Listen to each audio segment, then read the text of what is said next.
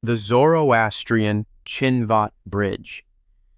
Before there was a Christian heaven, before there was a Jewish paradise, before the Islamic gardens of Jannah, before any of the celestial architecture that has shaped the moral imagination of billions of human beings across 3,000 years of recorded history, there was a bridge. It was exactly one decision wide. For the righteous, it expanded beneath their feet, broad and welcoming as a road through open country. For the wicked, it narrowed to the edge of a razor blade, and they fell. What waited on the other side was something no surviving religious text before it had ever offered. A heaven you had to earn. The Zoroastrian texts, collectively known as the Avesta, are among the oldest religious documents in existence. The Gathas, 17 hymns attributed directly to the prophet Zarathustra, are dated by linguistic analysis to approximately 1500 to 1000 BCE, placing them among the oldest surviving compositions in any Indo-European language, contemporaneous with the Rigveda and centuries older than the earliest books of the Hebrew Bible. The Chinvat Bridge, called the Chinvato-Peritu in Avestan, appears in the Gathas themselves and is elaborated at length in later Pahlavi texts including the Bundahishan, compiled in the 9th century CE but preserving far older material, and the Arta Virufnami, a first-person narrative in which a Zoroastrian priest undertakes an ecstatic visionary journey across the bridge and through the layered structure of heaven and hell. Mary Boyce of the University of London, whose 3-volume History of Zoroastrianism published between 1975 and 1991 remains the definitive Western scholarly work on the subject, documented the Chinvat Bridge's absolute centrality to Zoroastrian eschatology and its downstream influence on nearly every major religion that followed. The Bundahishan describes the bridge in language that is arrestingly specific. It reads, in Edward West's translation published in the Sacred Books of the East series, the Chinvat Bridge, which is set over hell, is like a beam of many sides. When a righteous man passes over it, the bridge is 9 arrow flights in width.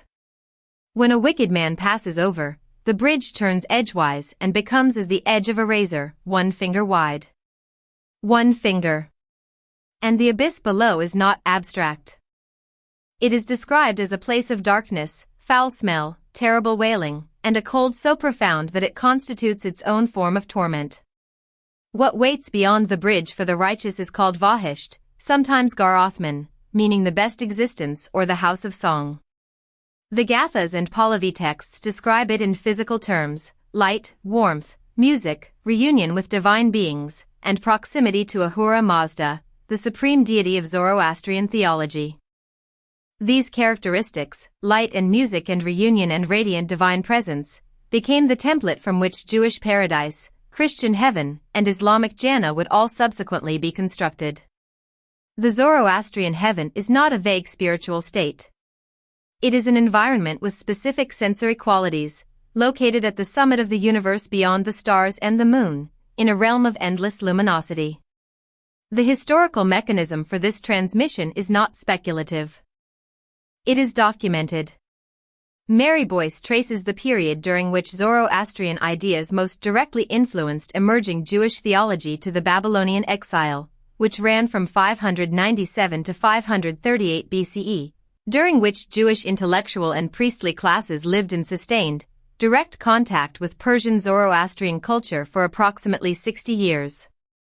The post-exilic Hebrew Bible demonstrates markedly increased interest in afterlife, resurrection, and cosmic moral judgment compared to pre-exilic texts. This transition is not subtle. Before the exile, the Hebrew underworld is essentially the Sumerian core, a gray joyless place where all souls go regardless of virtue. After the exile, heaven becomes a destination for the righteous, and a place of punishment begins to emerge for the wicked. The timeline matches the contact period with uncomfortable precision. Specific Zoroastrian theological concepts with documented parallels in later Abrahamic religions include the moral bridge itself. The Islamic tradition describes the as-sirat, a bridge over the fires of Jahannam that believers must cross to reach paradise, with the righteous passing quickly and easily and sinners falling into the flames below. This is described in Sahih Muslim and Sahih Bukhari, core collections of the Hadith. The structural fidelity to the Chinvat Bridge is not superficial. It is architectural. Jacques Duchesne-Guillemin of the University of Liège, in his study of the hymns of Zarathustra published in 1952 and translated in 1963, systematically mapped these parallels, as did scholar Shaul Sheikht of the Hebrew University of Jerusalem in his comparative analyses of Iranian and Jewish religious literature. The Art of Nami, the visionary journey text, predates Dante's Divine Comedy by between 600 and 900 years and shares its essential narrative architecture. A single righteous individual travels through graduated heavens and graduated hells, guided by a divine companion, observing the specific fates of souls based on their earthly moral conduct. The structural resemblance between the Art of Nami and the Divine Comedy has been noted by scholars of comparative literature for decades, and while direct textual transmission is debated, the structural inheritance is difficult to dismiss. Mainstream religious historians generally acknowledge Zoroastrianism's influence on Abrahamic afterlife theology while debating its precise scope. Scholars including John Collins of Yale Divinity School and Alan Siegel in his 2004 work Life After Death accept that Jewish afterlife theology developed significantly during and after the Babylonian exile through contact with Persian religious ideas, while noting that independent theological development cannot be ruled out for every parallel. But here is what the careful scholarly hedging quietly skirts. If the moral afterlife, the single most behaviorally consequential idea in the history of human civilization, was transmitted from Zoroastrianism rather than independently revealed, then the history of heaven is not a story of divine disclosure. It is a story of theological migration. Of ideas moving across cultures, being adopted and adapted and reformatted and then, critically, presented to new populations as original revelation. The Razor Bridge was Persian. The instruction manual for crossing it became the moral architecture of half the world. Some scholars of comparative religion, including Houston Smith and Reza Aslan, argue that the parallel structures of afterlife cosmologies across unconnected cultures point not to borrowing but to something universal in human consciousness responding to the universal fact of death. Maybe the Razor Bridge keeps appearing because something in the human mind requires a threshold, a moment of reckoning, a place where the account is finally settled.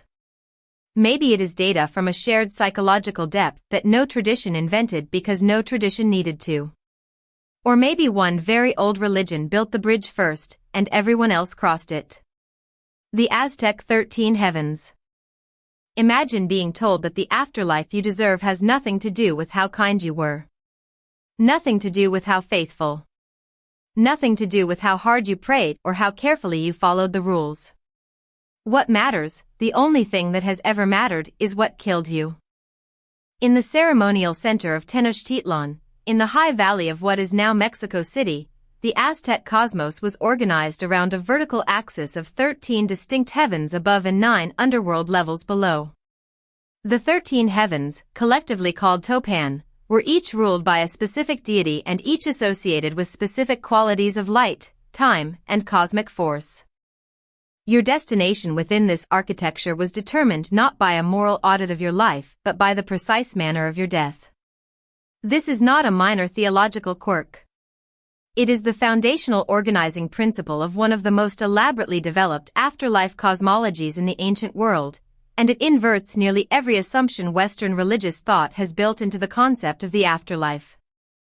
The primary sources for Aztec afterlife belief are the Codex Vaticanus A, also known as the Codex Rios, dating to approximately 1570 CE, and the Florentine Codex, the 12-volume encyclopedic record compiled by the Franciscan friar Bernardino de Sahagun at the Colegio de Santa Cruz de Tlatelolco between 1545 and 1577 CE. Sahagun's methodology was remarkably rigorous by any standard of its era. He employed trilingual informants working in Nahuatl, Spanish, and Latin, cross-checked accounts across multiple indigenous sources, and preserved indigenous terminology with care that later ethnographers have consistently praised. Historians Inga Clendenin of La Trobe University, in her 1991 work Aztecs, an interpretation published by Cambridge University Press, and David Carrasco of Harvard University, across multiple decades of scholarship, have been the primary 20th and 21st century scholars responsible for translating this cosmological system for modern readers. The afterlife system described in these sources identifies 4 primary destinations, each accessed based on cause of death. Those who drowned, were struck by lightning, or died of certain skin diseases associated with water went to Tlalocan, the lush paradise of the rain god Tlaloc. Tlalocan was the most materially desirable of all afterlife destinations, described in the Florentine Codex as eternally green, perpetually abundant with maize and squash and amaranth and flowers, never cold. Burial practices for those who qualified for Tlalocan were distinct from all other funerary customs, with bodies interred rather than cremated, a difference archaeologists have confirmed in the material record. Warriors who died in battle or were sacrificed, and women who died in childbirth, ascended to the Aluacatl, the House of the Sun.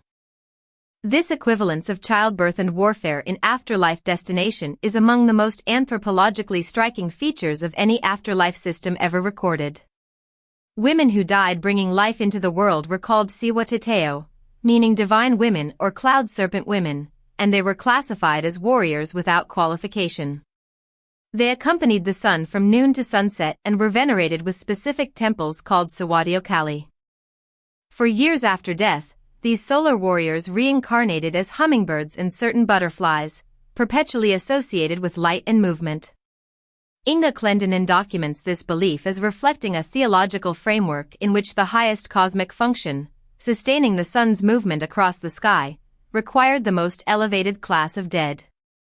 Children who died before being weaned went to an entirely separate heaven called Chichihualquaco, meaning the place of the wet nurse tree, a paradise containing a giant tree from whose branches milk flowed continuously, feeding the souls of infants until the current world cycle ended and they could reincarnate. This specialized heaven for the very young, distinct from every adult afterlife destination and organized around the specific needs of infants, has no close parallel in any contemporaneous Old World religion. The vast majority of people, those who died of illness, old age, or ordinary accident, went to Mictlan, the 9th and lowest underworld, after a 4-year journey through 9 specific trials. The Florentine Codex describes each trial in sequence, crossing a wide river with the help of a dog that accompanied the dead, passing through a place where wind cuts like obsidian blades, traversing fields of freezing obsidian wind, crossing 4 rivers, passing through a banner that moves perpetually, surviving a place of perpetual darkness, navigating a place where hearts are devoured, and finally reaching Mictlantecuhtli, the Lord of the Dead.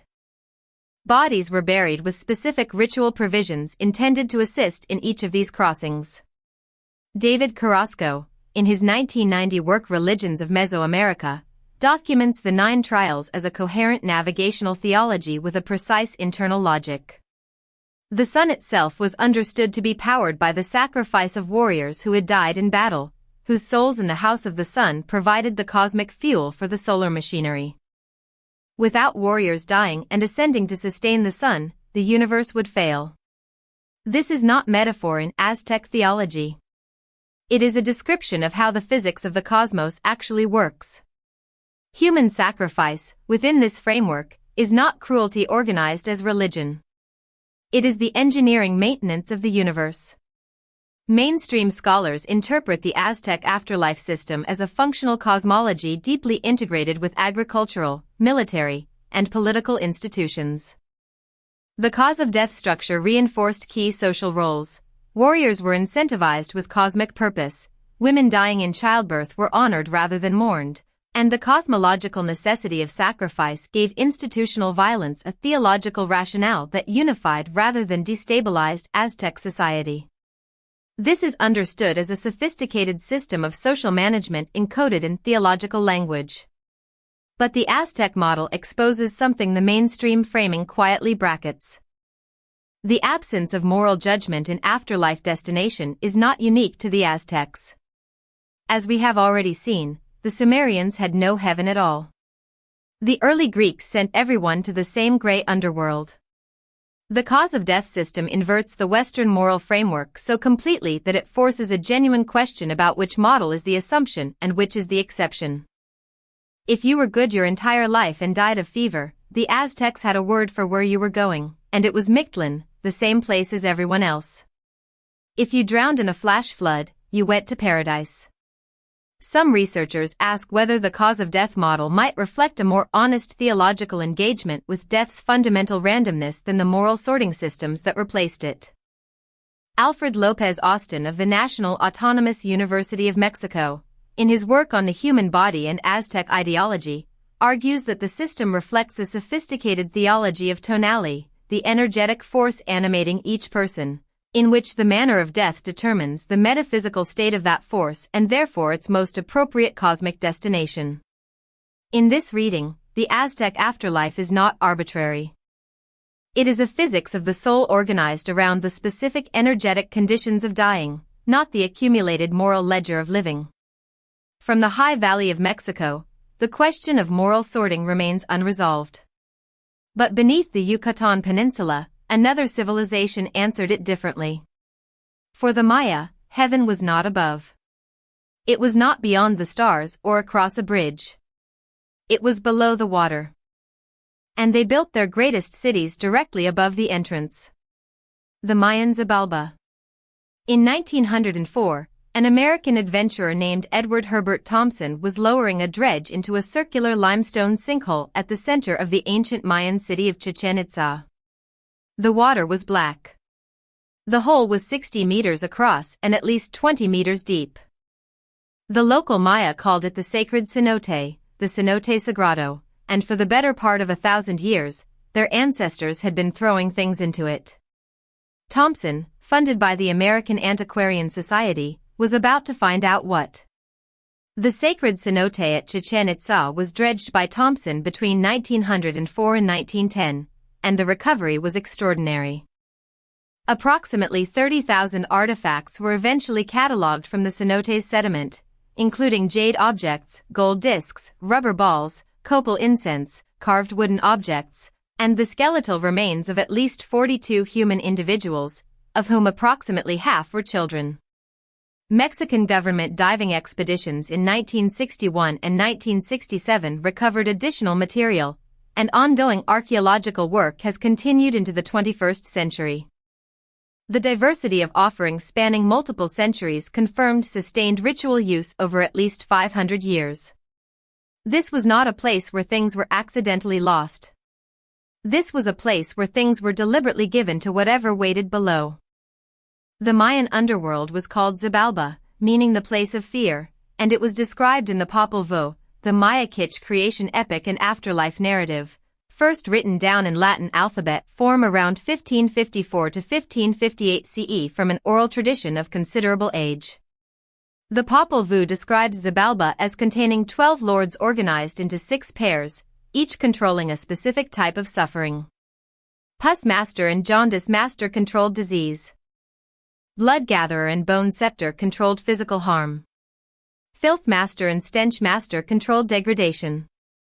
The specificity of Xibalba's administration, its named bureaucracy of suffering organized into functional departments, has no close parallel in any Old World afterlife tradition. Dennis Tedlock's 1985 translation, published by Simon & Schuster, remains the standard English scholarly edition. But the most striking feature of Xibalba is not its bureaucracy. It is its location. The Mayan underworld was not beneath the ground in any simple geological sense. It was beneath the water. Specifically beneath the cenotes, the natural limestone sinkholes that punctuate the Yucatan Peninsula, many of which open downward into vast underwater cave systems of extraordinary extent. The Popol Vuh describes Xibalba as accessed by descending through a river and then through canyons including a river of pus and a river of blood, geographic features that correspond structurally to the actual underground river systems found beneath Yucatan cenotes, some of which contain water discolored by minerals and biological matter. The cave system underlying the Yucatan is among the largest on Earth. The Sacactin and Dos Ojos systems, now understood to be connected, contain at least 347 kilometers of surveyed underwater passages as of 2018, accessible through cenote openings at multiple points across the peninsula. Mayan artifacts, including human skeletal remains, have been recovered from cave chambers accessible only by diving hundreds of meters through flooded passages. The National Geographic Pristine Seas Project documented these findings in 2018, confirming that the Maya were not simply throwing offerings into sinkholes. They were engaging with an underground geography that matched, in its darkness and its water and its hidden chambers, the precise description of Xibalba in the sacred texts. David Friedel of Washington University in St.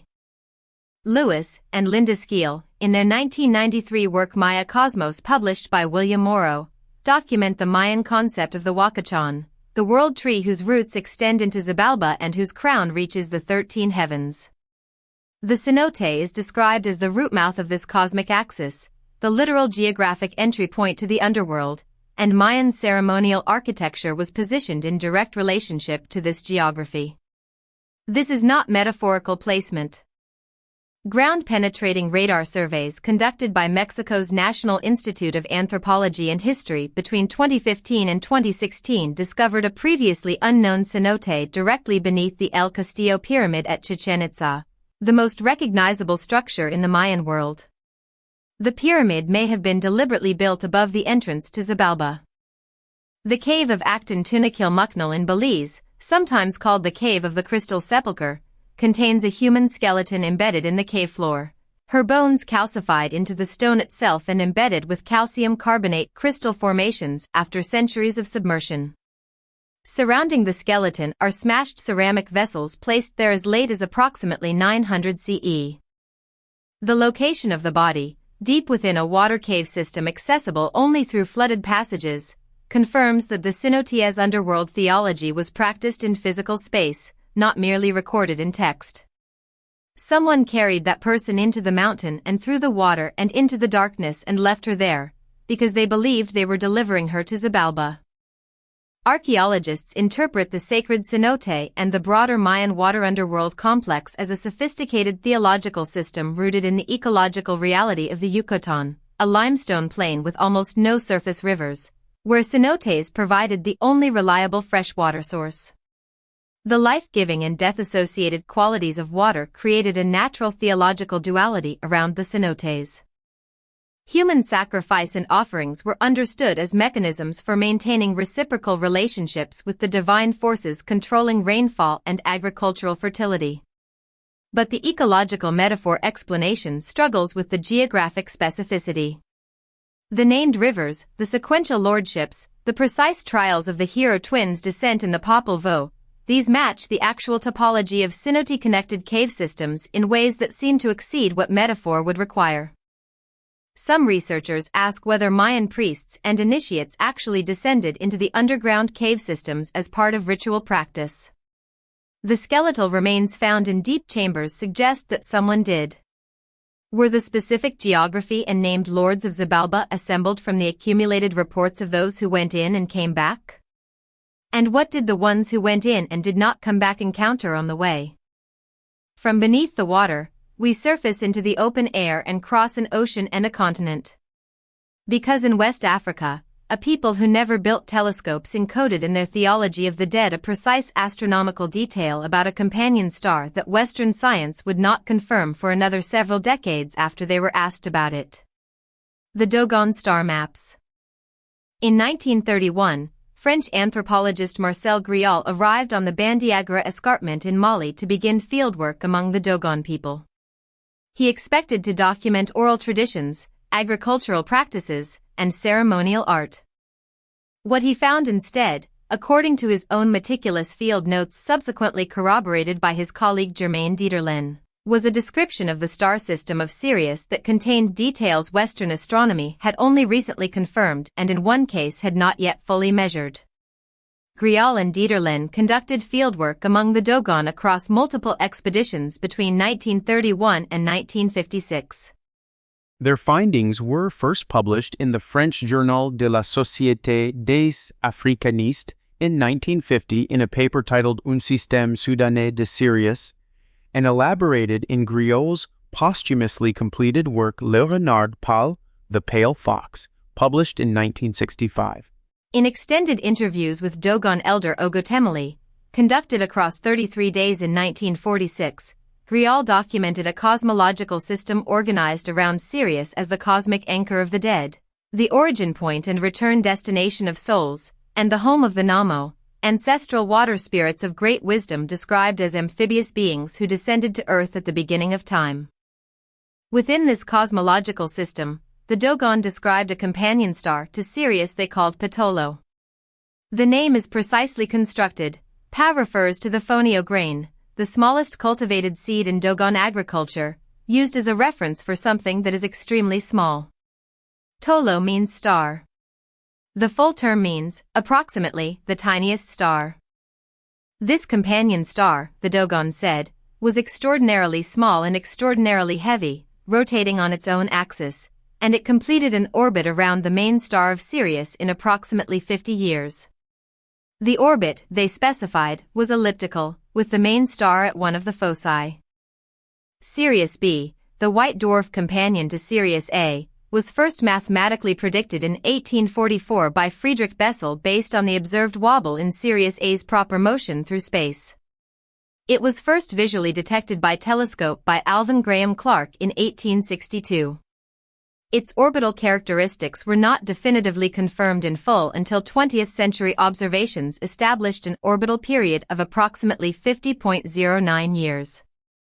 Sirius B is among the densest objects ever observed, approximately 200,000 times denser than water.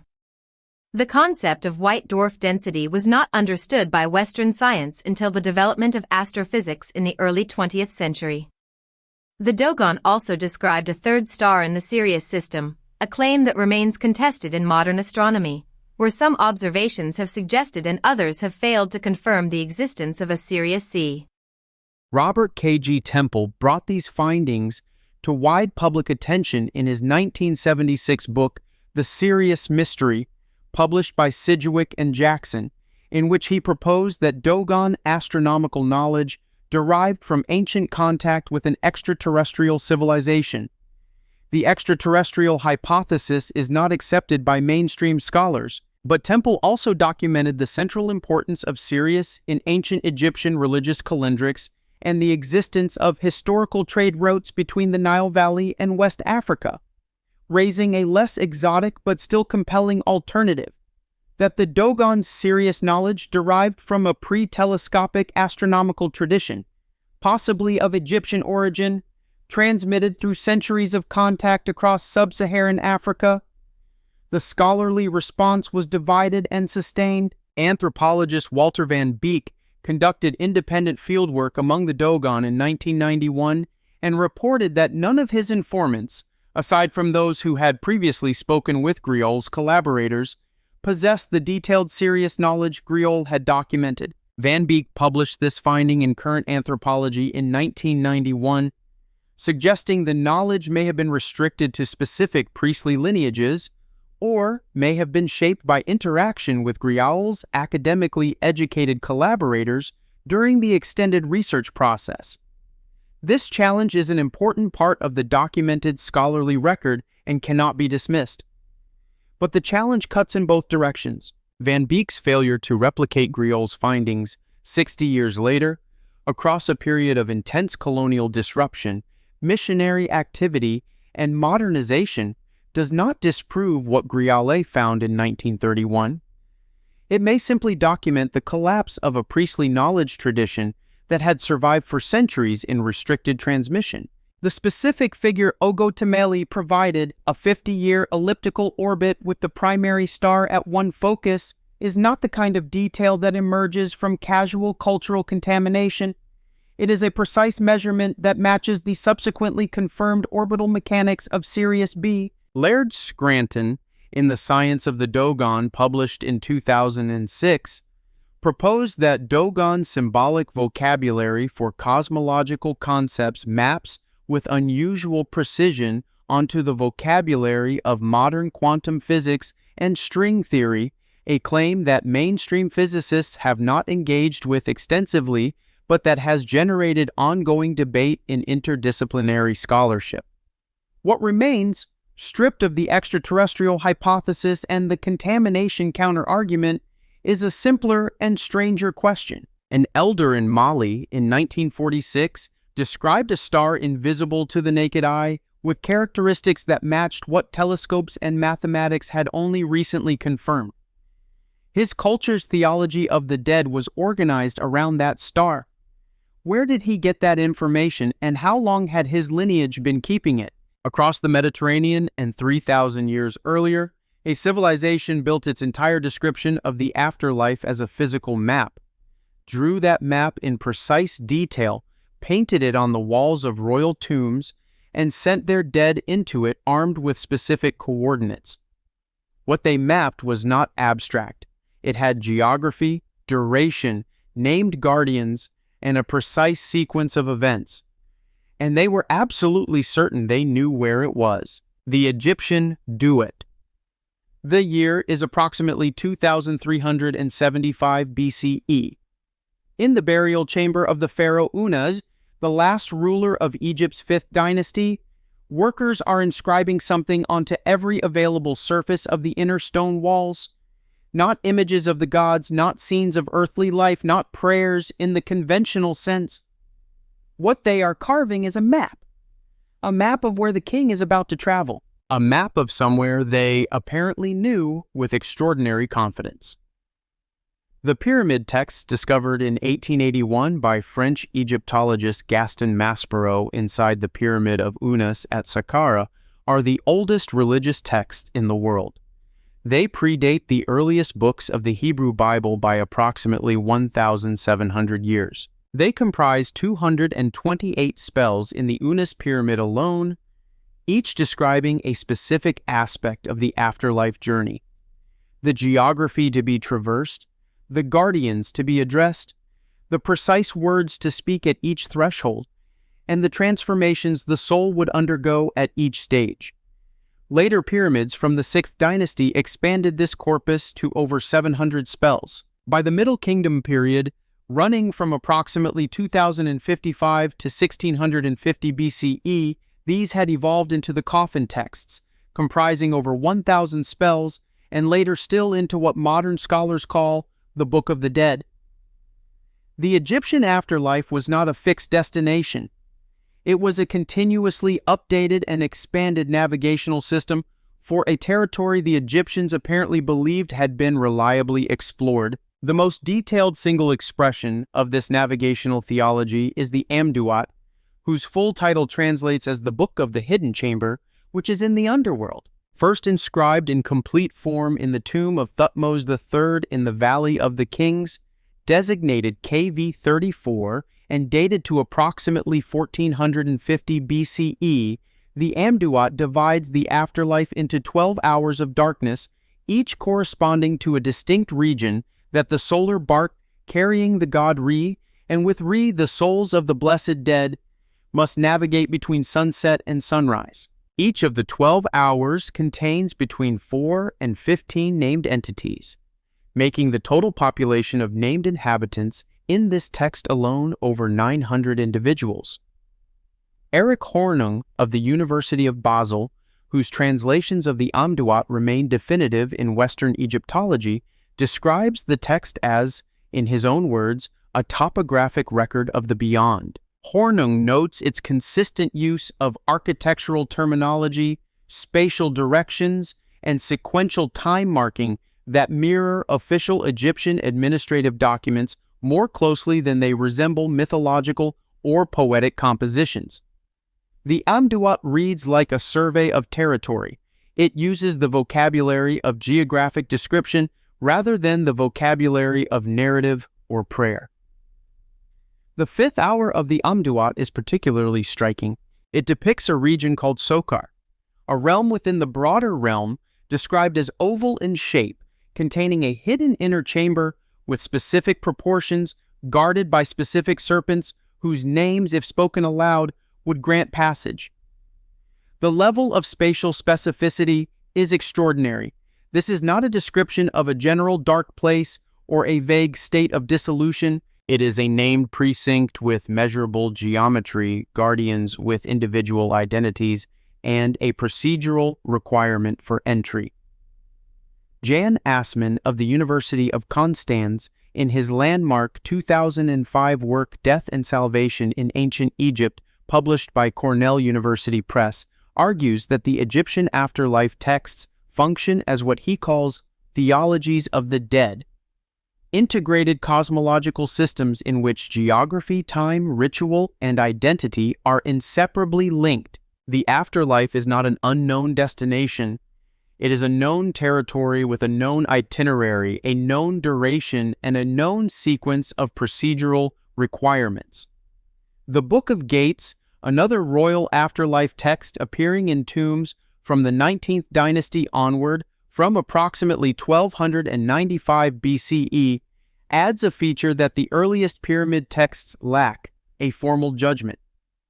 At the entrance to each of 12 sequential gates, the soul is assessed. This is among the earliest appearances in Egyptian religious literature of moral sorting as a component of afterlife navigation, and it culminates in the famous weighing of the heart ceremony depicted in the Book of the Dead, in which the heart of the deceased is weighed against the feather of Me'at, the principle of truth and cosmic order.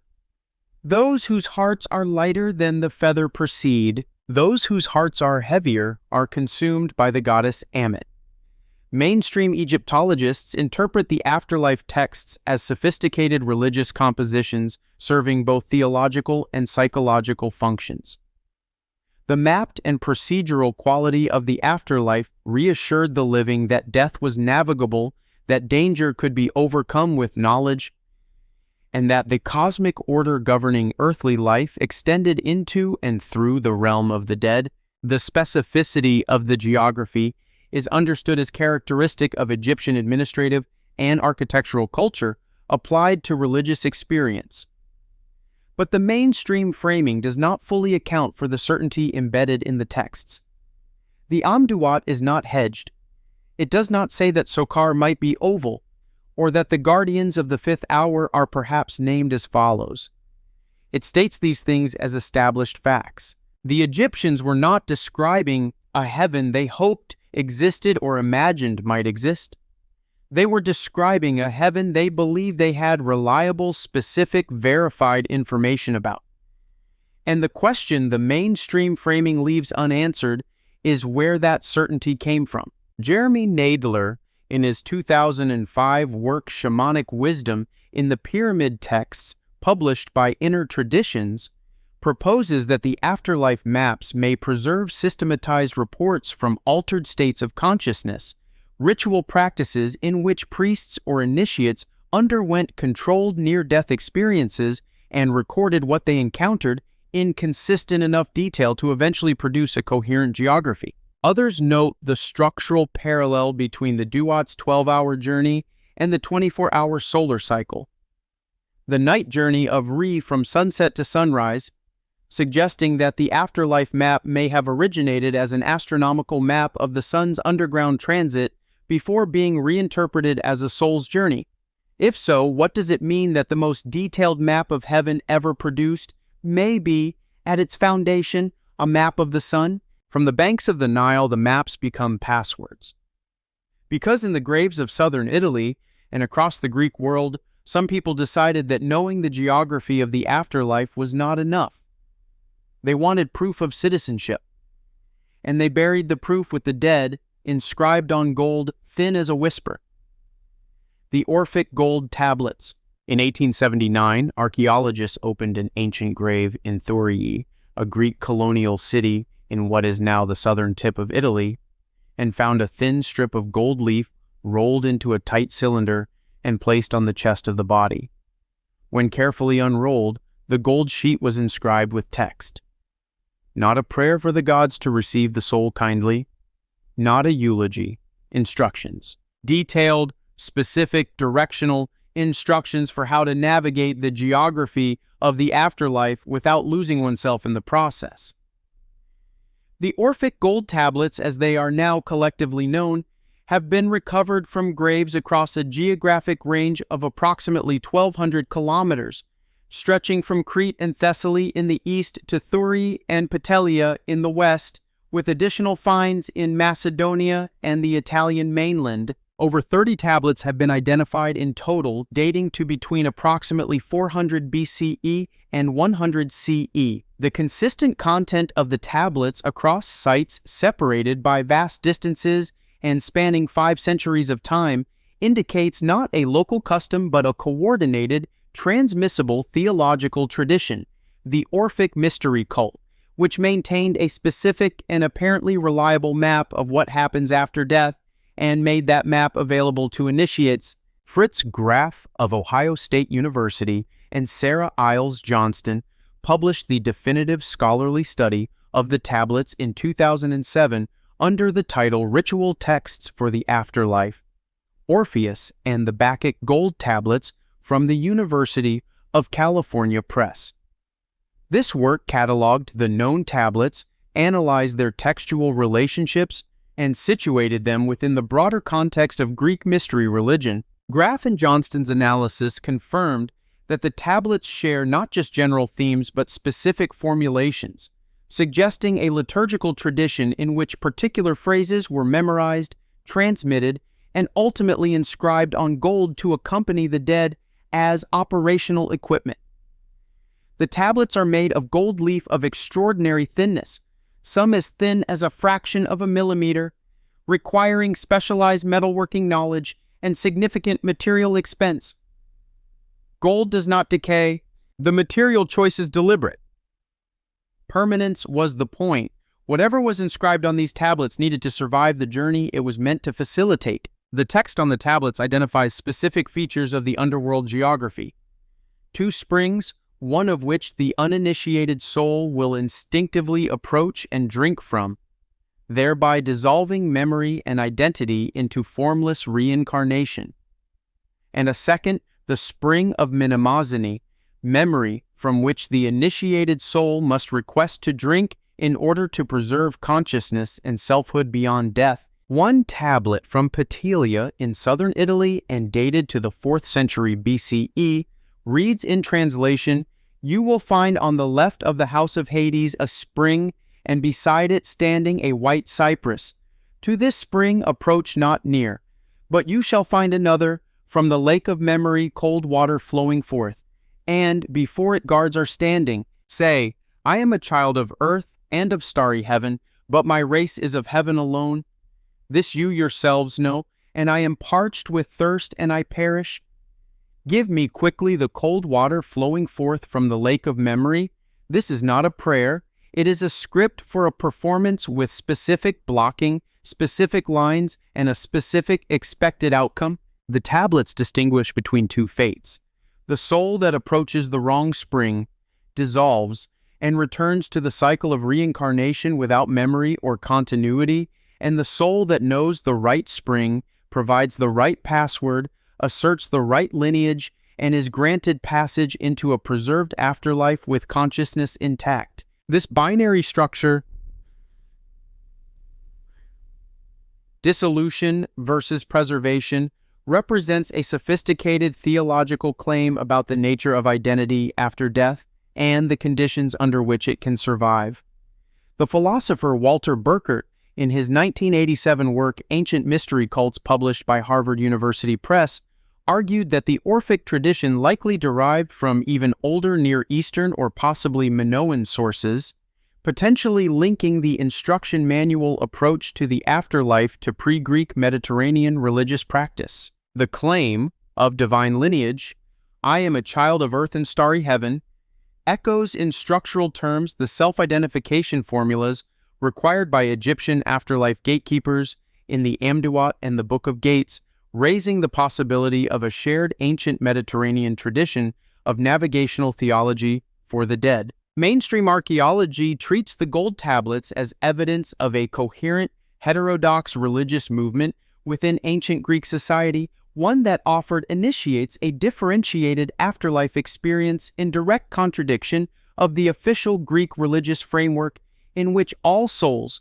regardless of virtue or knowledge, descended to the same featureless underworld. The tablets are initiatory documents, burial insurance for people who had paid the entry price of ritual knowledge. But here's what that framing does not press. The tablets are operational. They are not poetry. They are not theology in the discursive sense. They are a specific set of actions to be taken at specific locations in a specific sequence, written down on indestructible material and placed inside a human body because someone believed that the body would end and the words would work. Whoever composed those instructions believed they knew the geography of what comes after death, believed they knew which spring to avoid and which to approach, believed they knew the precise words that would make the guardians step aside. Where did that certainty come from? Was it revelation, as the Orphic tradition claimed, from Orpheus himself who had descended to the underworld and returned? Was it the systematized testimony of people who had come close to death and reported consistent geography across generations? Or was it something else entirely, some tradition so old its origin is now irrecoverable? What we know with certainty is this. 2,400 years ago, someone decided that the difference between dissolution and survival after death was knowledge. And they went to extraordinary lengths to make sure their people had it before they died. From the gold leaf passwords of the Mediterranean, we climb east and upward into the highest inhabited country on earth, where the air thins and the sky deepens, and an entire civilization has spent more than 1,000 years rehearsing for death with a precision no other tradition has matched. The Tibetan Bardo Thodol. In the high monasteries of the Tibetan Plateau, in the thin air above 13,000 feet, monks have for over 1,000 years performed a ritual that has no equivalent in any other religious tradition on earth. They read to the dead, not at the funeral, not at the gravesite, not in the days immediately following the loss. They read for 49 days, continuously, into the ear of the corpse if the corpse is still present, into the air of the room where the death occurred if the body has already been removed, into the imagined space where the consciousness of the deceased is believed to be navigating territory more dangerous and more specific than anything the living can directly perceive. What they read is a guidebook, and the guidebook is precise. The text known in the West as the Tibetan Book of the Dead is properly called the Bardo Thodol, which translates approximately as liberation through hearing in the intermediate state.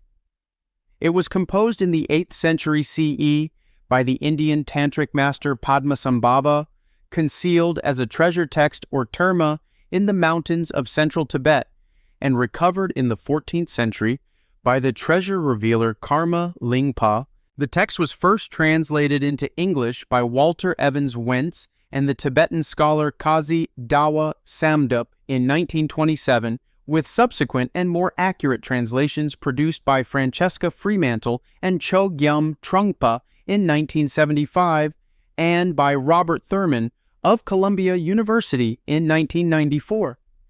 Thurman's translation, published by Bantam Books, remains the most widely used scholarly edition in English.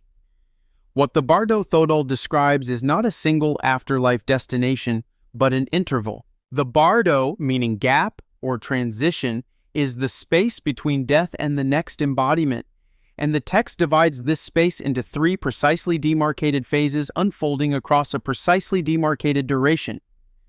The total period is 49 days, not approximately 49.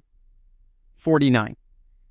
Each phase has its own characteristic experiences, its own visionary content, its own specific dangers, and its own specific procedural opportunities for liberation. The text is, in structural terms, the most detailed phenomenological account of dying ever produced by any culture before the 20th century, and it predates modern near-death experience research by roughly 1,200 years.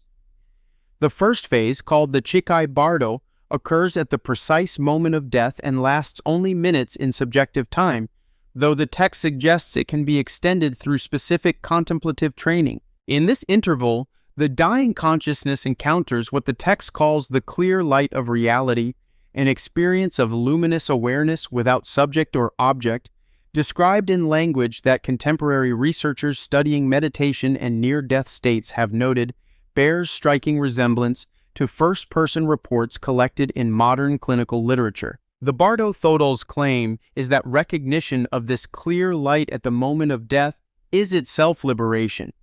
No further Bardo navigation is required, the cycle of rebirth is broken, and the consciousness merges with what the text calls the Dharmakaya, the truth body of ultimate reality. Most consciousnesses, the text states with sober realism, fail to recognize the clear light.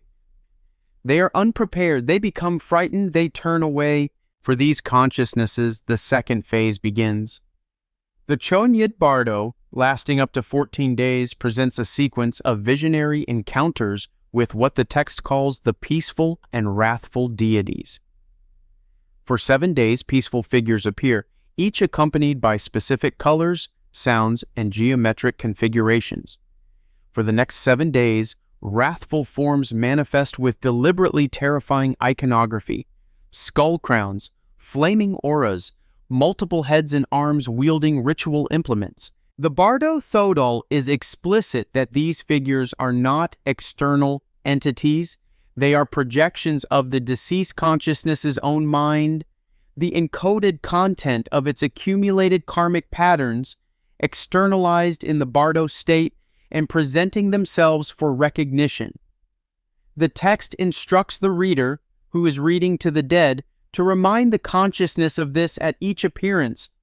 Do not be afraid, this is your own mind. Recognize it and be liberated. The third phase, the Sidpa Bardo, occupies whatever portion of the 49 days remains and culminates in rebirth. In this phase, the consciousness encounters increasingly concrete visions of the conditions of its next existence. Dim lights of different colors corresponding to the 6 realms of cyclic existence, glimpses of potential parents in sexual union, the specific environmental and karmic circumstances of impending embodiment. The text provides extensive instructions for influencing this process, for closing the door to unfavorable rebirths, and choosing among the available options with as much consciousness as remains possible. What is most extraordinary about the Bardo Thodol, however, is not the cosmology but the methodology. The text is not theology in the discursive sense, it is operational liturgy. It contains specific instructions for what to say to the deceased at each phase, what reminders to deliver, what cues to provide. It assumes that the consciousness can hear, that intervention is possible, and that the work of liberation continues across the entire 49-day interval. Tibetan monasteries maintain trained personnel called Phowa specialists whose specific religious function is to perform this reading and to guide consciousness through the Bardo. The practice is not symbolic, it is treated by practitioners as a literal communication across the threshold of death. Scholars, including Donald Lopez of the University of Michigan, have documented the historical evolution of the Bardo Thodol text and its transmission, while researchers in the field of consciousness studies, including the late Stanislav Grof and the contemporary scholar Christopher Bach, have noted the unusual phenomenological precision of the text's descriptions and their convergence with reports from psychedelic and near-death research. The 49-day duration in particular has attracted attention because it corresponds with no obvious astronomical or agricultural cycle. It is simply asserted as the actual duration of the Bardo with the same matter-of-fact specificity that characterizes the Egyptian Amduat's 12 hours or the Orphic Tablet's 2 springs. Mainstream Tibetan Buddhist scholarship interprets the Bardo Thodol as a sophisticated meditation manual that uses the framework of dying to teach contemplative practices applicable in life. The visionary content is understood as a structured map of mental phenomena, useful regardless of whether one accepts its literal claims about postmortem consciousness. Read this way, the text is among the most psychologically perceptive documents produced by any pre-modern culture, anticipating modern depth psychology by more than a millennium. But the mainstream framing, again, does not fully address the specificity. Where did the 49 days come from? Why 14 for the peaceful and wrathful deities? Why 7 for each set? Why does the text insist with such precision on a procedural opportunity for recognition that closes after a specific interval? Padmasambhava's 8th century composition could have given any duration, named any number of phases, described any sequence. It described this one, and for 1200 years, his students have read it to the dying and to the dead in the apparently unshaken belief that it works. From the Tibetan plateau, we descend westward into the deep antiquity of Mesopotamia, where the oldest written description of the afterlife on earth was committed to clay. And what it describes is not paradise, not punishment, and not navigation. It is the simple, terrible democracy of dust. The Sumerian Kur, somewhere beneath the dust of southern Iraq, baked into clay nearly 5,000 years ago, is the oldest description of the afterlife ever written. It was not discovered in a temple. It was not preserved in a sacred library. It was found in fragments, scattered across multiple continents, pieced together over more than a century by scholars comparing tablets held in collections in Philadelphia, London, and Istanbul. And when those fragments were finally assembled into coherent texts, what they described was not paradise, not reward, not the fulfillment of righteous lives faithfully lived. What they described was dust, darkness, silence, for everyone, forever. The excavations that produced these texts were conducted primarily at Nippur, a major Sumerian religious center located in what is now south-central Iraq, by the University of Pennsylvania expedition that began in 1888 and continued through 1900. The tablets recovered included portions of the Descent of Inanna, sections of what would eventually be reconstructed as the Epic of Gilgamesh, and numerous shorter compositions describing the nature and geography of the Sumerian underworld. Samuel Noah Kramer, the University of Pennsylvania's preeminent Sumerologist, cataloged and translated these materials across decades of scholarship, publishing his landmark work Sumerian Mythology in 1944 and History Begins at Sumer in 1956. Kramer worked with tablets held across collections in Philadelphia, Istanbul, and the British Museum, assembling complete texts from fragments that had been separated for decades.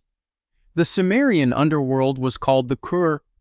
The word itself means both mountain and underworld, a duality that scholars believe reflects a period when mountains were understood as portals to an underground realm, their caves and fissures serving as visible entry points into the world below. The Kur is described in the Descent of Inanna as the land of no return, ruled by Ereshkigal, the queen of the dead.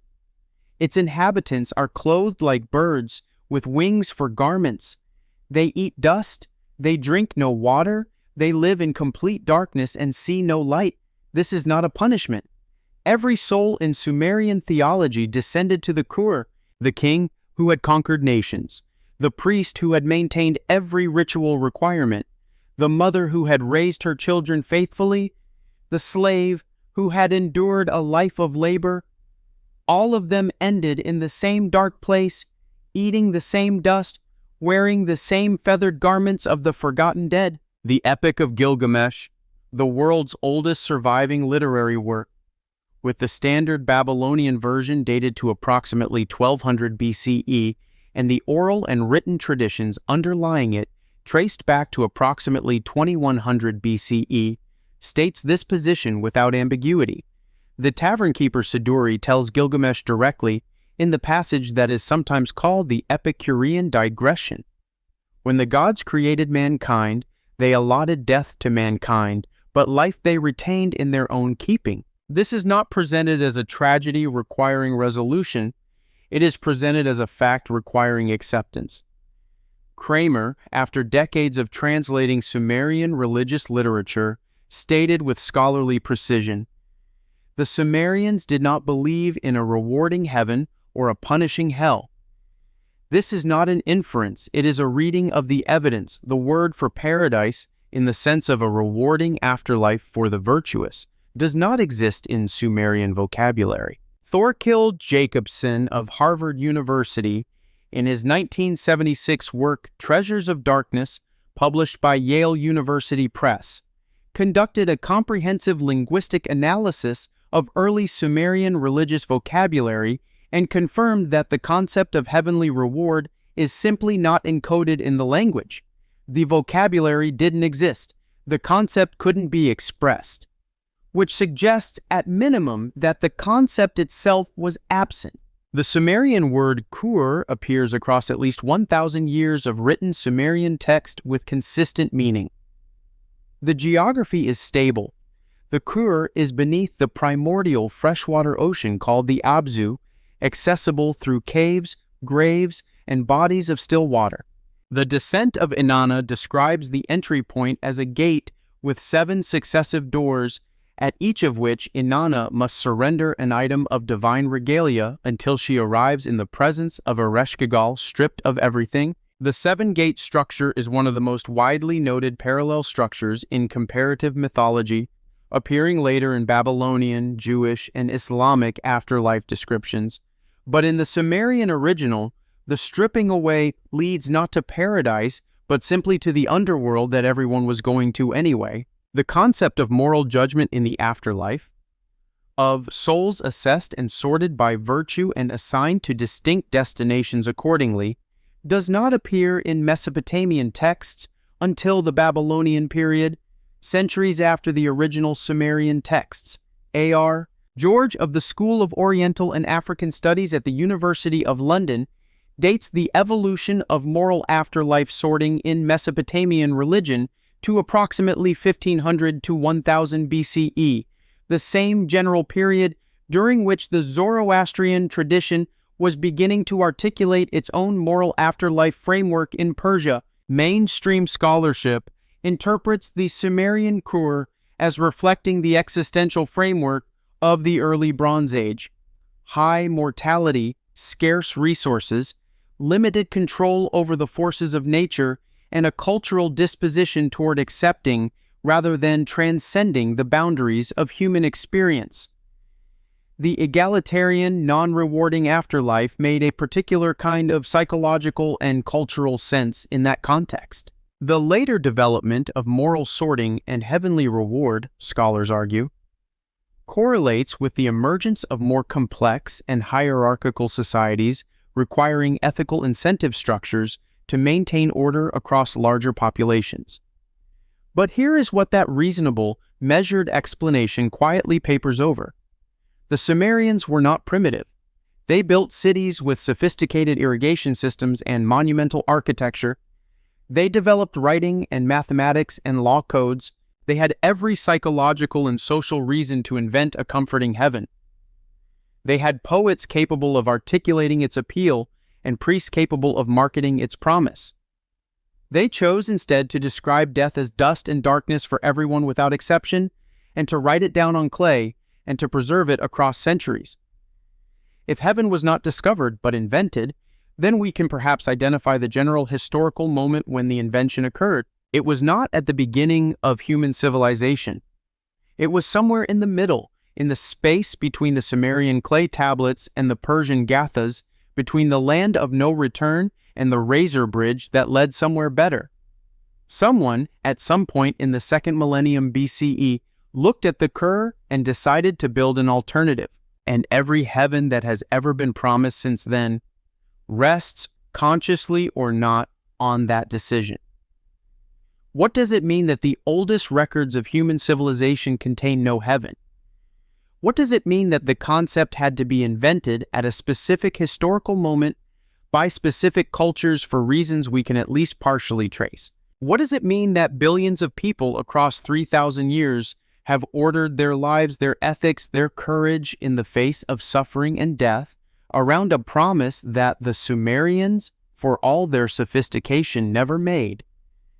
We may never know with certainty whether they were more honest than what came after them or simply earlier.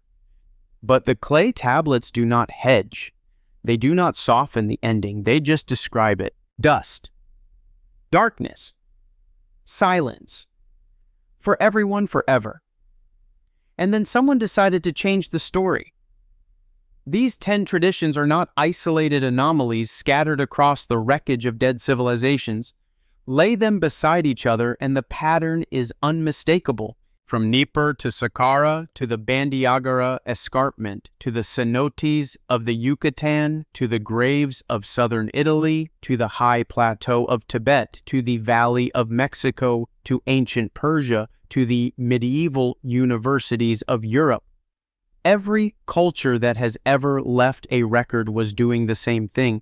They were mapping the same territory, not with the same map, not from the same starting point, not using the same coordinates, but with the same driven certainty that the territory was real, that it had features that could be described, and that knowing those features mattered in a way nothing else did.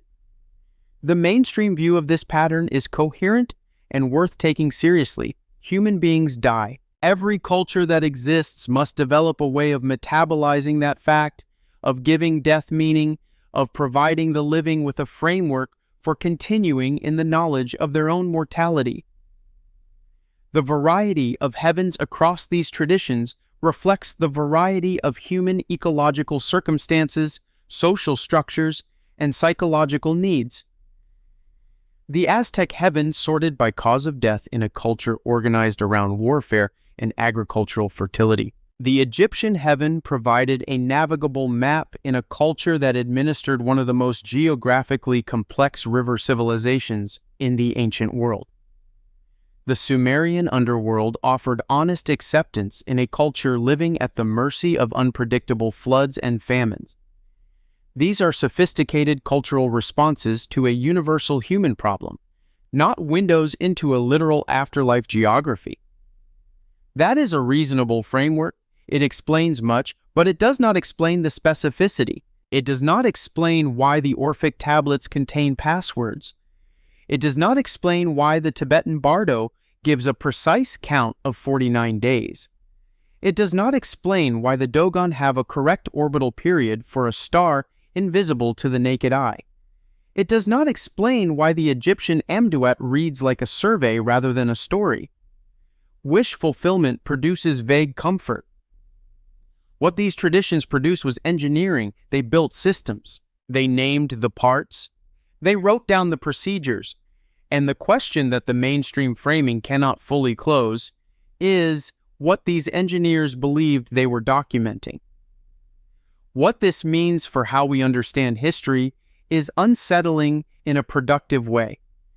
The assumption built into most historical education is that knowledge travels in one direction, from ignorance toward understanding, from myth toward science, from the darkness of superstition toward the light of reason. The 10 traditions in this video complicate that assumption. The Sumerians had no heaven and were apparently fine with it. The medieval Europeans had a precisely located heaven and lost it to a telescope. The Zoroastrians built the moral architecture that most of the world still inhabits without knowing the address. The people who wrote the Orphic tablets had a better developed theory of identity after death than most contemporary philosophy departments have produced. None of this fits the simple story of progress. You watched all of this. You sat with the clay tablets and the razor bridge and the cenotes and the gold leaf passwords and the 49 days and the crystal spheres and the beaten metal dome and the Dogon elder describing a star no one else could see. Most people walk through the history of religion and see only mythology, only the quaint beliefs of people who didn't know better yet. You saw something else. You saw a species that has been, with extraordinary consistency and across every culture and every millennium, absolutely determined to know what comes next.